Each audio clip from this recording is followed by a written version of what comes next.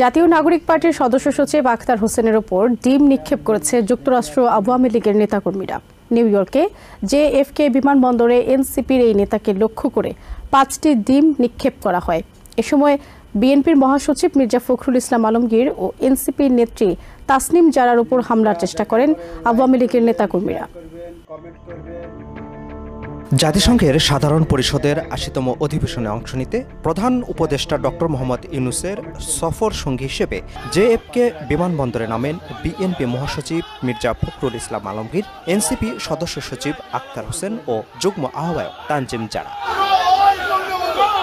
৪ নম্বর টার্মিনালে ইমিগ্রেশন শেষ করে কনসুলেট কার্যালয়ের কর্মকর্তাদের সাথে নিয়ে পার্কিংয়ের দিকে এগোতে থাকেন তারা। এ সময় যুক্তরাষ্ট্র ও নিউ ইয়র্ক আওয়ামী লীগ ও সহযোগী সংগঠনের নেতাকর্মীরা তাদের গতিরোধ করেন। চারদিকে ঘিরে ধরে জয় বাংলা স্লোগান দেন তারা। ঘটনাস্থলে নিউ ইয়র্ক সিটি পুলিশ, এনওয়াইপিডির সদস্যরা থাকলেও কারো বিরুদ্ধে কোনো ব্যবস্থা নেয়নি।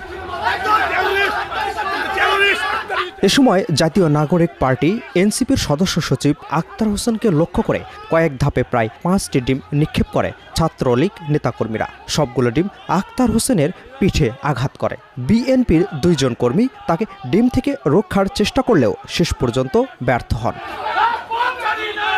পরে কনসুলেট জেনারেল কার্যালয়ের কর্মকর্তারা আখতার হোসেন সহ অন্যান্যদের গাড়িতে উঠিয়ে স্থান ত্যাগ করার চেষ্টা করেন। এ সময় আওয়ামী লীগের কর্মীরা গাড়ির সামনে শুয়ে পড়ে গতিরোধ করার চেষ্টা করেন। পরে সফর সঙ্গীদের নিয়ে হোটেলের উদ্দেশ্যে বিমানবন্দর ত্যাগ করে বহনকারী গাড়িটি।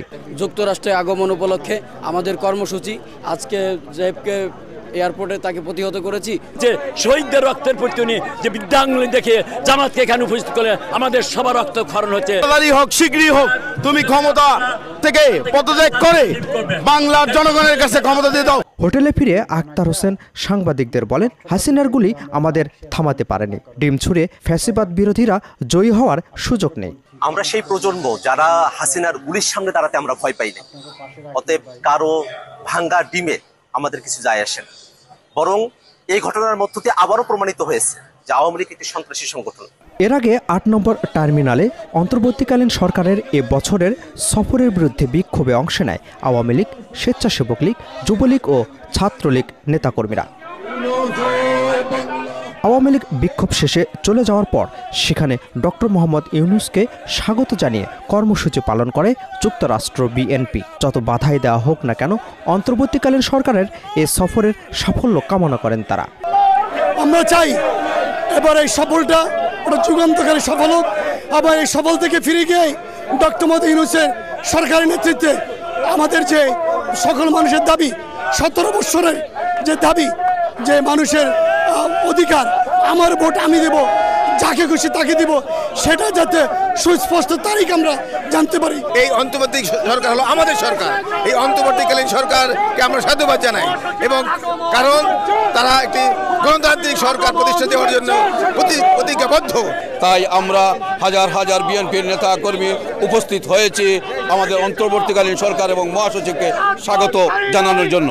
আগামী 2 অক্টোবর দেশে ফিরবেন অন্তর্বর্তীকালীন সরকারের প্রধান উপদেষ্টা ডক্টর মোহাম্মদ ইউনূস। জাতিসংঘের ৮০তম সাধারণ অধিবেশনে অংশ নিয়ে আগামী ২৬ সেপ্টেম্বর ভাষণ দেবেন অন্তর্বর্তীকালীন সরকারের প্রধান উপদেষ্টা ডক্টর মোহাম্মদ ইউনূস। পাশাপাশি বাংলাদেশের যে বিরাজমান রোহিঙ্গা সংকট আছে সেই সংকট সমাধানে উচ্চ পর্যায়ের বৈঠকের পাশাপাশি এসডিজি, জলবায়ু সহ বিভিন্ন ইস্যুতে উচ্চ পর্যায়ে বৈঠক করবেন তিনি। বাংলাদেশের সমস্যা সমাধানের পাশাপাশি গণতন্ত্র পুনরুদ্ধারে কাজ করে যাবেন এমনটাই প্রত্যাশা সবার। Appeal Mahmud, TVN 24, new York.